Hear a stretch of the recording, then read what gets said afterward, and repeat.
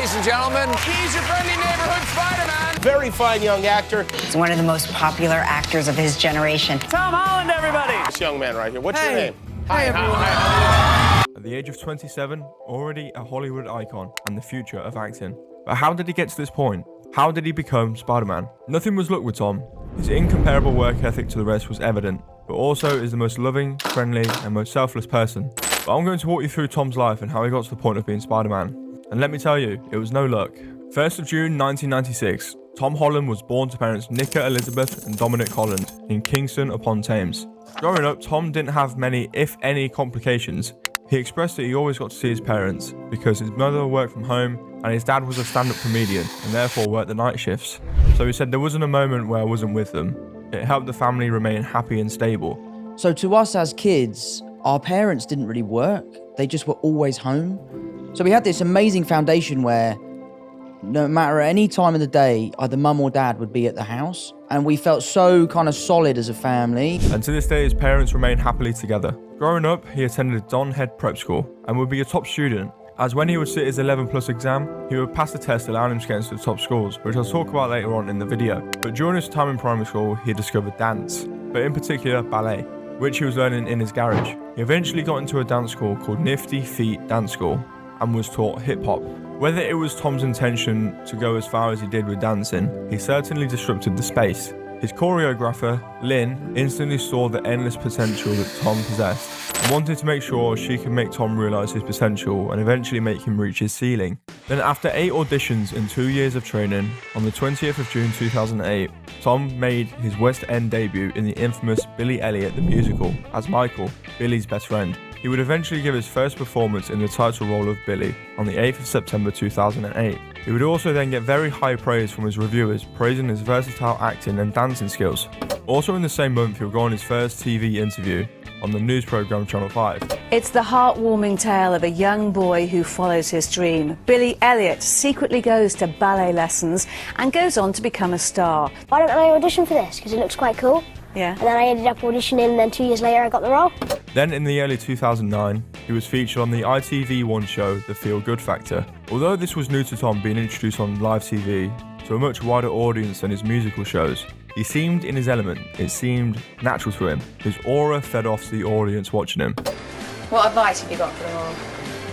Try your best. The harder you work, the more you get out of it, and the better you do. He was a genuine kid with good intentions. Then on the 31st of January 2009, he and 2 other Billy Elliots, Tanner Fluger and Leighton Williams, would perform a specially choreographed version of Angry Dance from Billy Elliot, the musical. And after the performance, Tom was interviewed by the host of the show, Mylene Klass. He then became involved in training 5 ordinary British schoolboys, learning to get fit and preparing their dance routine for the final Feel Good Factor show on March 28, 2009. The next year in 2010, it would mark the 5th year anniversary of Billy Elliot, the musical.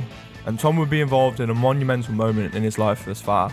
And that was because 4 of the current Billy Elliots, including Tom, would be invited to the historical 10 Downing Street to meet the current Prime Minister at the time, Gordon Brown. And to top off an already extraordinary moment for Tom, he would be chosen to be the lead at the special 5th anniversary show on March 31st, 2010. And amongst the audience would be an iconic figure, and the very special guest that made the appearance was Elton John.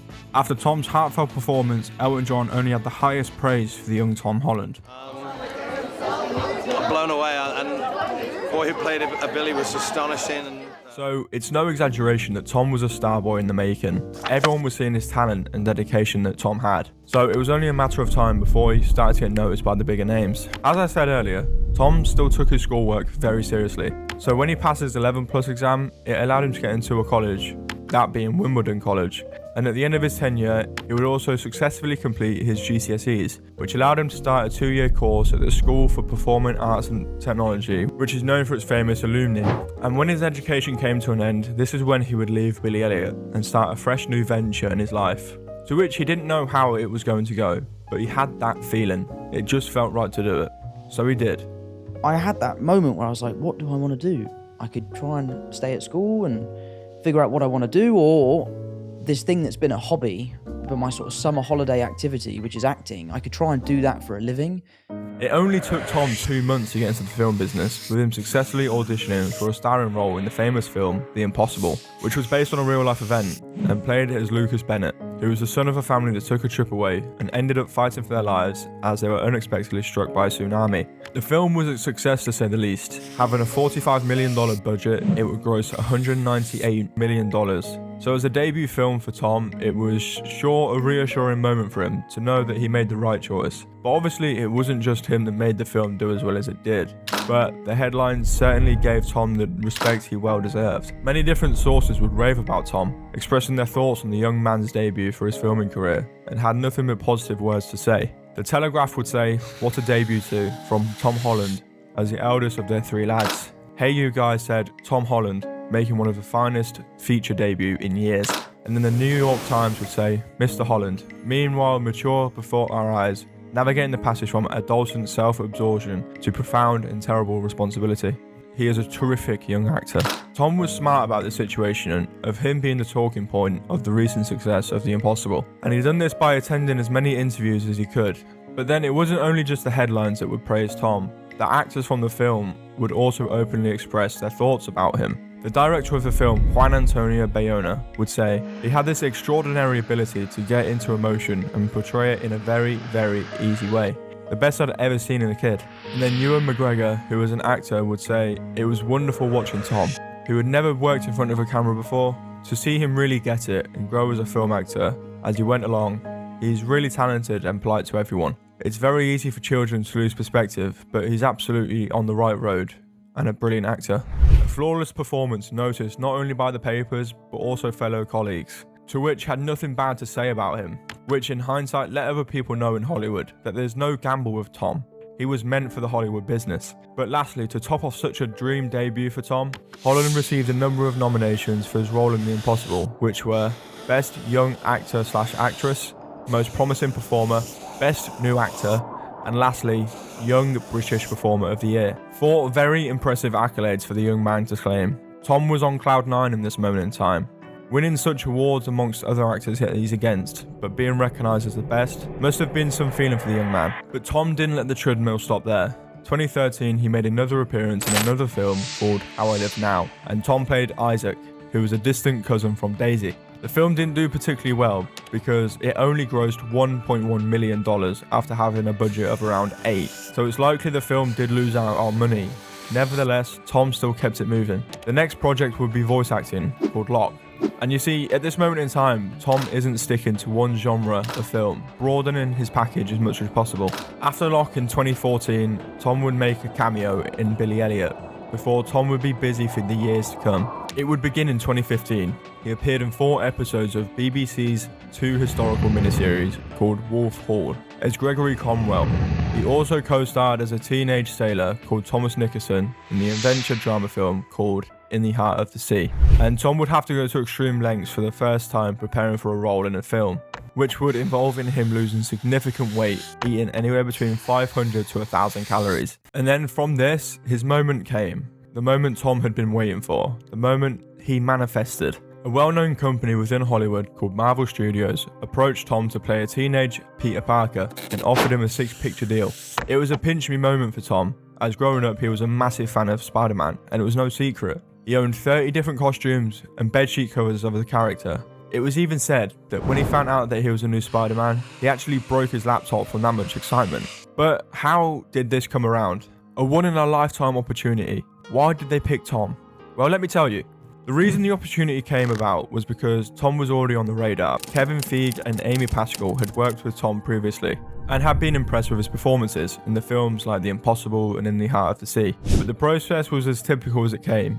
But there was a massive future up for grabs, and it wasn't just Tom that wanted to be the future of Spider-Man. He auditioned against 1,500 other actors that also manifested the moment and wanted it as much as Tom, with some very big credible names in there such as Asa Butterfield, Matt Linz, Judah Lewis, Dylan Minnette, and many more. It was then left for the producers Kevin Feige and Amy Pascal to make the gut-wrenching choice to choose one out of the 1,500 actors that they had to choose. Tom was their choice, with them saying that he was the exact age and height for the role. But all those dance lessons actually paid off for Tom, because during the audition he performed a standing backflip and a springboard, And because Spider-Man is a very athletic role, this further reassured the Marvel team's choice by saying that this is the guy, you're going to love him.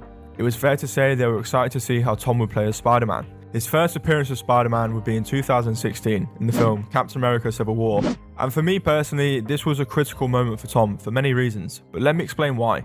It was a moment to show the rest of the highly rated actors like Chris Evans, Robert Downey Jr., Scarlett Johansson, Anthony Mackie, and many more that he really is a big deal as it seems. The other reason is because it was his debut for one of the biggest film productions in the world, being Marvel, and if he didn't deliver up to the expectation, although he did pass the audition, anything could still happen. So Tom's attitude and dedication had to be perfect, and it showed in the film. Tom looked settled and he made the part his own, which is the main thing here. He needed to make a big statement to reassure the team that hired him for the responsibility of being the new Spider-Man, with already big boots to fill, and for his debut, he definitely lived up to expectation. As Richard Roper from the Chicago Sun-Times would write, he made a strong first impression. Captain America Civil War had a $250 million budget and went as far to gross $1.1 billion, and this made it the highest grossing film in 2016. Past this point, Tom didn't slow down with his craft, and to let everyone know that he's in it for the long run, he was involved in numerous film projects such as Edge of Winter,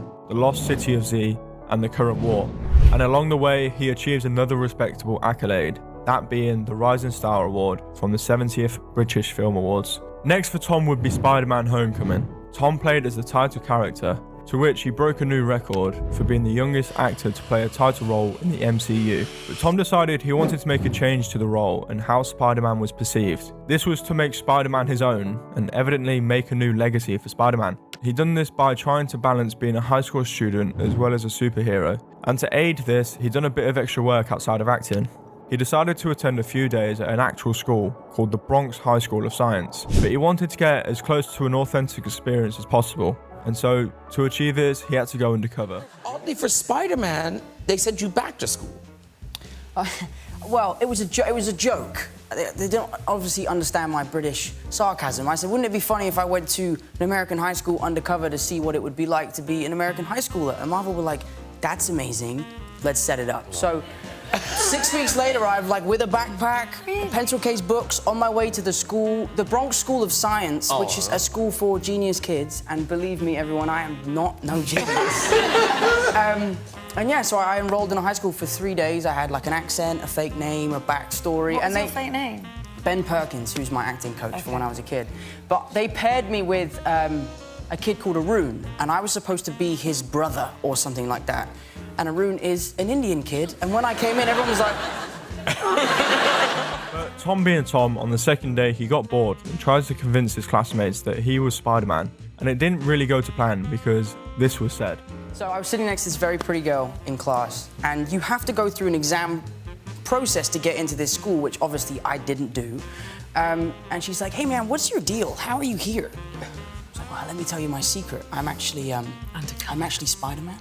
She's like, dude, you're fucking nuts, bro. What? Really? And I'm like, no, seriously, I'm Spider-Man. Obviously, none of my movies had come out. No one knew about it. It was a big secret. Nevertheless, he got the experience he needed, and it was time to go to work. The film, non-surprisingly, was a success. It had a $175 million budget and would gross over $800 million worldwide. 2018 and onwards seemed to have made Tom go into another gear. He was involved in many successful projects, starting with the reprising role as Spider-Man in the Avengers Infinity War film, and also its follow-up film in 2019, Avengers Endgame. Both pictures respectively earned more than $2 billion each, and Endgame for a brief while became the highest grossing film of all time, surpassing the likes of The Lion King, Frozen 2, and Spider-Man Far From Home. After Endgame, he will be recalled to act in the upcoming Marvel film Spider-Man Far From Home. And this Spider-Man made history because it was the first Spider-Man to gross $1 billion in sales, and personally was another great performance from Tom. As he was noticed for his great efforts, he was awarded a third consecutive Saturn Award for Best Performance by a Young Actor for the film. After Spider-Man, he took part in some voice acting in the films Spies in Disguise, Dolittle, and Onward. 2021, he would star in 3 films, which to say the least matured him as an actor. Because, for example, in the film Cherry, he played as a college student with PTSD after enlisting in the army and robs banks to finance his drug addiction. And outside work, he went to extreme lengths to make his role as believable as possible, with him interviewing military veterans undergoing treatments for substance abuse, and PTSD. Along with this, he also lost 30 pounds of weight. So this was an experience beyond anything he had experienced before, and it certainly was mentally and physically testing for Tom. And after his contributions to those films, he then, in the back end of 2021, in November, he would return to his role as Peter Parker in Spider-Man No Way Home. And it felt unusual for him to return back to this role after Cherry taking such a mentally and physically taxing task for the young man. Despite the fact Tom done what he done best, he adjusted to the environment and made the role his own again, and killed it. But there was also a doubt in Tom's mind, and you got a sense that Tom is wanting to move on from being the face of Spider-Man, after him saying, "If I'm playing Spider-Man after I'm 30, I've done something wrong." Despite this, there has been recent leaks of a Spider-Man with Tom being involved in the project, many people being relieved about hearing it. The film released during the pandemic, but despite this, the film still quickly became the highest grossing film of 2021, and the Times summed it up perfectly. Kevin Mayer wrote that Tom owns every inch of the role and casts his web and catches your heart. But also, there was another great thing for Tom that came out of being involved with Marvel, and that was that he gained a much more personal connection with him becoming Zendaya's significant other, and still are together to this day. But it's not all sunshines. Tom openly came out and said that he was suffering with internal problems that led him to feeling dependent on alcohol. To solve his issues, he said that he would feel more comfortable in a social environment. But why am I enslaved to this drink? Why am I so obsessed by the idea of having this drink? And I would look back and recognize that I would go to events for work and be like, I can't enjoy myself until I've had a few beers. It's January 2022, he has been dry of it. And I just felt so much pressure, and this is one of the things why I've sort of distanced myself from the rugby community, because so much of it is about how much can you drink, let's get you as drunk as possible. And it's honestly been the best thing I've ever done. I'm a year and a half into it now. It doesn't even cross my mind. He's trying to make his own life better. He has also expressed that he has had sleep paralysis and nightmares of paparazzi in his room. So although Tom is now seen as a Hollywood star, his struggles are not out of the ordinary. He still has the battles we all face. He considers himself an impossible people pleaser. Never mind the countless heart pours of his colleagues and closest friends describing him as the most polite, down-to-earth and friendly human, he still has those doubts. As of today, he was recently involved in The Crowded Room, which was an Apple TV miniseries which was inspired by a non-fiction novel, The Minds of Billy Milligan. Tom played a character based on Billy Milligan, but was sadly met with negative reviews. And then Tom would say that the role had proved to be too emotionally taxing for him. And I was having a really hard time with the job just because of how taxing it was, the emotional capacity that I was having to get to every day. And knowing what his next venture is, Tom is certainly going to be the future star of Hollywood and an inspiration to many upcoming actors, because he hasn't been in the news for any negative or controversial reasons like many other actors have been in the past. He has minded his own business and remained as humble as possible throughout his career and has no intention of changing his ways. He has a fabulous net worth, but the way he spends it is charming. He is a sponsor of the Brothers Trust, which is a non-profit charity that raises money for various charitable causes. The Brothers Trust, founded by Holland and his brothers, is the voice and support for charities that struggle to be heard. This is one of many reasons why Tom Holland is a perfect example for the future actors of Hollywood. But also Tom's story is a perfect example of what happens when you chase your dream and give it your all. He started off as a dancer and is currently considered one of the best Hollywood actors about. I mean, naturally, you don't learn from winning, you learn from losing. And making bad decisions and mistakes is a part of life. The thing that separates people apart is whether you're able to learn from your mistakes and grow from your mistakes. There's no such thing as the perfect human being, and if there is, I haven't met them yet.